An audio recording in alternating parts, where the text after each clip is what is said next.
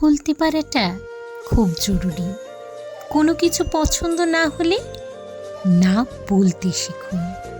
কারো উপস্থিতি কাঁটার মতো বিঁধলে সেখানে শান্ত হয়ে দাঁড়িয়ে থাকবেন না, বরং হালকা হেসে এড়িয়ে যান। তাতে কারো খারাপ লাগলে লাগুক। আমরা অনেকেই সহসা না বলতে পারি না। বুকের ভেতর দোমনা পুষে রাখি, চারপাশে সবাই সেটার সুযোগ নেয়। ভাঙা কাছে আরও আঘাত আসতে শুরু করে।